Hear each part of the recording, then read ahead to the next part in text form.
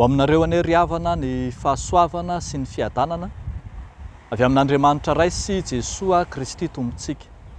Amen. Fiangonana velona, andry sy fiorenan'ny fahamarinana. Fiangonana velona, andry sy fiorenan'ny fahamarinana. Izany indray no asongadiny mofinainantsika anio ato amin'ny bokin'ny Timoty voalohany toko 7, ny andininy voalohany hatramin'ny andininy 9:40.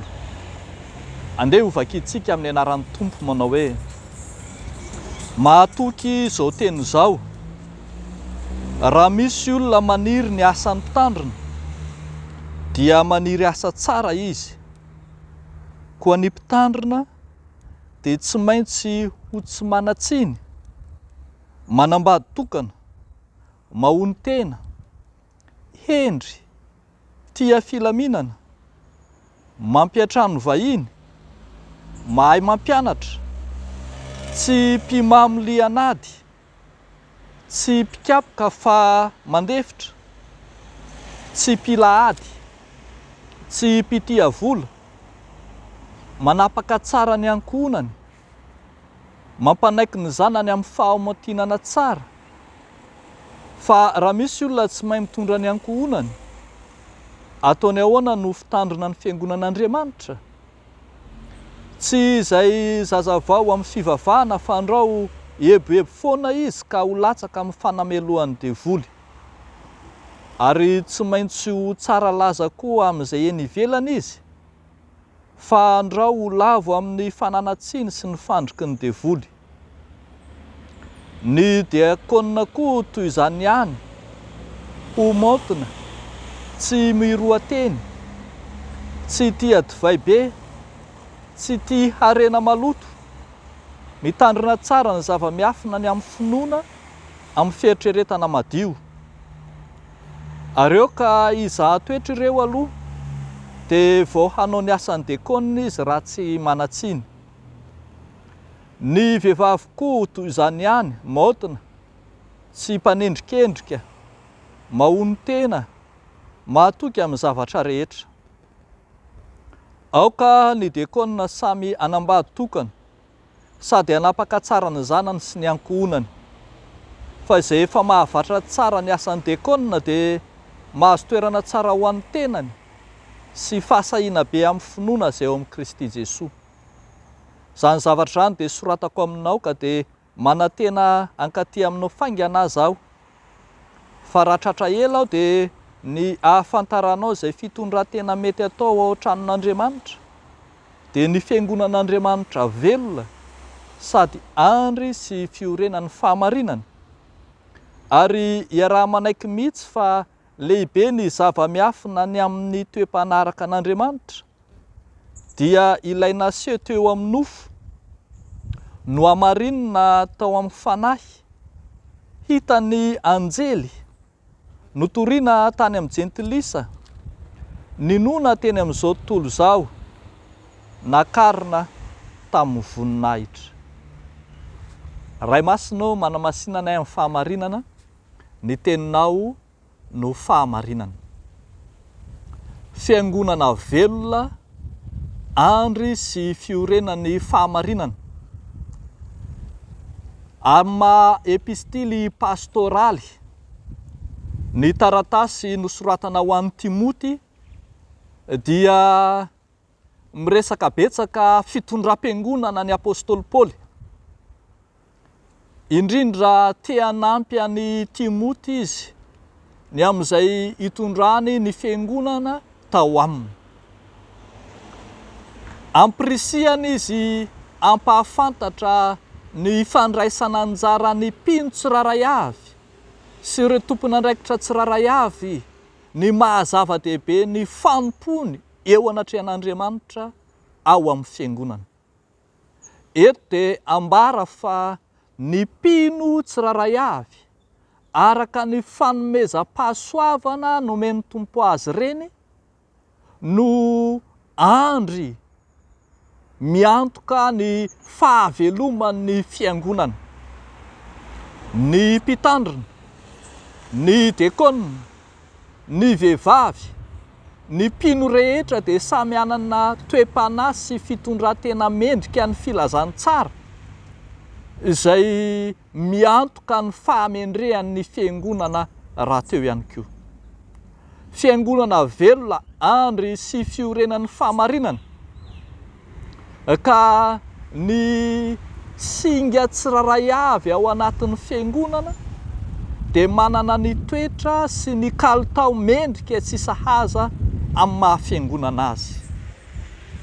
Ambaran'ny apôstôly Paoly eto amin'ity epistily ity fa tsy mandeha ho azy izany, fa raha singa mandrafitra ny fiangonana ny mpino dia i Kristy kosa no fototra iorenan'io fiangonana io. I Kristy no miantoka ny fahalavorarian'ny fiangonana.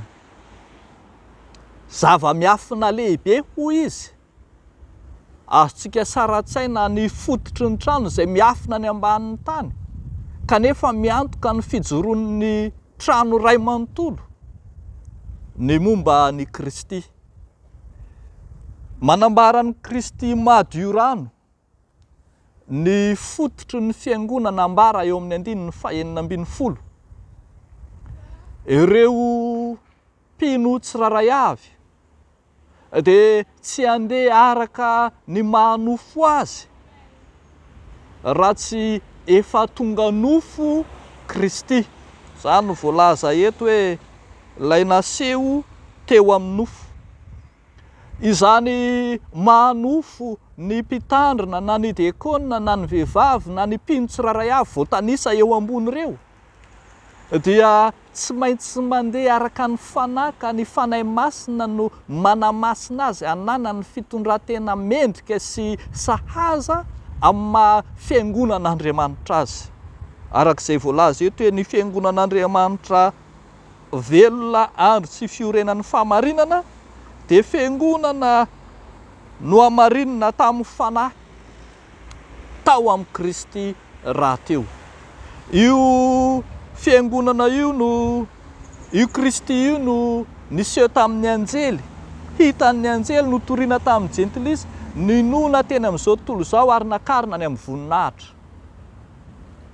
Ny toetran'ny Kristy mihitsy arak'izany no alaitahaka sy tahafin'ny fiangonana ka mahatonga azy io fiangonana velona rahateo. Ry havako malala ao amin'ny Tompo, ry kristianina havana, tsy mandeha ho azy ary tsy mandeha irery ny mahafiangonana. Tsy misy fiangonana velona ho an'ny tenany, tsy misy fiangonana veloko ho azy, tsy afaka mionon'olona samy irery ny singa tsiraray avy, ny mpitandrina tsy afaka mirehareha amin'ny mampitandrina azy, ny dekona tsy afaka ny ho velona irery amin'ny mahadekona na ny mpino ao amin'ny fiangonana azy, raha tsy miara-miasa sy mifameno mameno ny rafitra rehetra, mameno ny mahafiangonana. Fa etsakilan'izay dia mpino mifototra ao amin'ny Kristy ka tsy afaka handeha irery ny mpitandrina, handeha amin'ny herin'ny tenany amin'ny fitondrana ny fiangonan'Andriamanitra, fa tsy maintsy mifototra ao amin'ny Kristy ilay fanorenan'ny fiangonana izy. Tahaka izany koa ny dekona, tsy handeha irery amin'ny fitondram-piangonana, fa tsy maintsy miaraka amin'ny Kristy mandrakariva amin'ny zavatra rehetra, indrindra fa ny mpino, ny kristianina rehetra ao amin'ny fiangonana dia tsy misy velona ho an'ny tenany, tsy misy veloko azy, fa i Kristy ilay fototry ny fiangonana no mamelona azy. Ndao ary, ndraotsika ilay mpanahy hieritreritra fa mandeha irery amin'ny mahafiangonana, andeha irery sy olon'olona samy irery amin'ny maha-kristianina, fa tsy mahavelona antsika izany raha tsy miorina ao amin'ny Kristy sy ny fiangonana isika. Ny fiangonana velona andry sy fiorenan'ny Kristy arak'izany dia fiangonana manaiky iray amin'ny singa rehetra ao amin'ny fiangonana ary fiangonana mifototra ao amin'ny Kristy. Dia hoan'Andriamanitra irery ny voninahitra. Amen. Ivavaka isika. Misaotra anao izay ry Jesosy Kristy, Tompo sady lohan'ny fiangonana ilay fehizoro indrindra. Efa nanorina ny fiangonana hatramin'ny voalohany ianao ary arahanay mandraka ankehitriny izany. Entinay mbavaka eo anatrehanao ny fijoroan'ny fiangonanao, ho fiangonana andry sy fiorenan'ny fahamarinana, ka ao amin'izay misy fiangonana dia misy fahamarinana mijoro. Misaotra anao izay Tompo, manendry ny fiangonanao ho fahazavana izao tontolo izao eo amin'ny tany sy ny fiarahamonina, eo amin'ny firenena misy azy, ary tahinao ny fiangonanao hahajoro, ahatohitra ny asan'ny maizina rehetra ety amin'ity izao tontolo izao ity. Ataonay sy angatahanay amin'ny anaran'i Jesosy izany vavaka izany. Misaotra Tompo. Amen.